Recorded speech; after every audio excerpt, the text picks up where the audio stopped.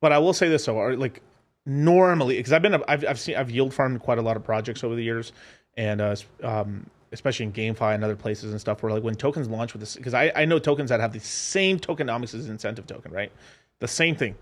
Like they would launch from like zero to like let's just say $38, $40, very close to like the top, like, and then would crash 25 cents, 14 cents. Some of these tokens right now are like, yeah, they're like 17, 18 cents right now from like a high of 40.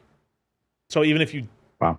twiced it up, that would put like I mean the incentive token probably not now, but in like 2 3 months should have been probably like $1.50 and some change, right? But because a lot of hexagons are much more hardcore, they believe they're staking, they're yield farming, and like it's being taken care of much more than those tokens are. Like it can still be much. That's why I said like it could be $5, $3, and like it can maintain that. Now that's with no fundamentals.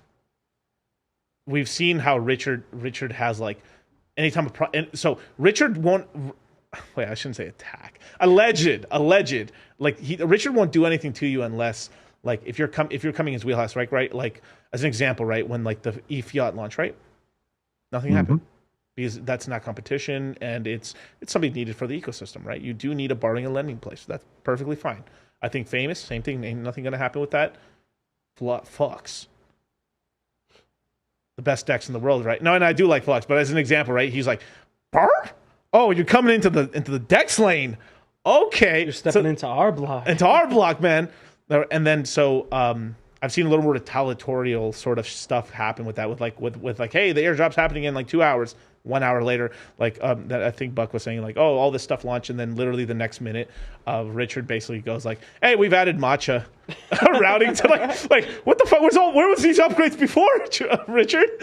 So it's like I feel like I mean I was kind of on my last course I was saying to the guys like Richard's probably got a lot of upgrades for PulseX. I'm sorry, Pulse Chain's more like it has to be. We'd have to wait for a big Ethereum upgrade to have anything meaningful really for like Pulse Chain. Even though I think there is one on the way, but we probably won't enact it until next year. There's a possibility to like 8x. I mean to make Pulse Chain 8 times cheaper. There's an upgrade that we could get, and I'll tell you afterwards and stuff. But it's possible by next year. Pretty cool, really cool, right? Yeah. So, but anyway, just to go back to the other thing, right? Yeah, so it's like I mean, Richard has all these things in the cut ready to go for upgrades for PulseX and stuff because PulseX basically launched with like pretty bare bones. I mean, I wouldn't say Uniswap level. I mean, like you can't. No one could be that bare. That's so bare bones. But but Yeah. it effectively launched pretty bare bones. I mean, just V1, this and this, and that's it, right? And then the yield farm, but that was enough. Like you could simple swap. You couldn't really limit. You couldn't do limit trade. I mean, limit orders, and then you would be able to like yield farm. Everyone Yeah. was happy, right? Yeah. It was classic Uniswap version 2, just the Yeah, way we all remember and like it. Yep. right. With a little pancake in there or stuff. Yeah, Yeah. with the yield Yeah. farm, right? Yep. Yep. Which was new to a lot of us. Yeah. Totally. Yes. Yeah. So there's that. So obviously he launched those routing. Then from there he's been adding more and more. Then he's been claiming.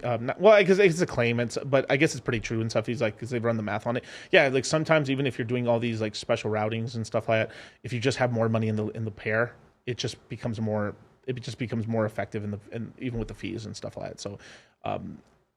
Yeah, anyway, yeah, it just is. I mean, it is what like I think Flux is a really good especially for stable coins, and because if you actually look at the pools that they're incentivizing right now currently with votes and stuff, it's probably the best place to buy and sell Hedron and the Hedron tokens, the Maxi tokens, and oh I my love the god, maxi pool. yeah, Maxi. I can't remember the other pool. Yeah. Probably Zen. I would imagine Zen's probably going to be like incentivized somewhere in there, and then I cannot for stable coins. That's what then stablecoin pool as well and stuff because they want to be like a place where you can actually swap between stable coins and be really a great router and stuff like. They're kind of becoming Yes. like in my head, even though they're based on Balancer, they're kind of looking more a little like Curve to me right now. It's looking a little like Curve. Well, because I was say the interface, I mean, is almost a 1-for-1 copy of Balancer. I mean, it really is. It, It's like it is identical. Balancer, yeah. Yeah. But it's just giving me like it's sort of like it's almost like Balancer mixed in with Curve a little bit and stuff because there is incentives and stuff. I wouldn't be surprised. There's a well, I won't say anything, but like but like there might be like a second layer. Who knows, right? But there's a lot of stuff going on there.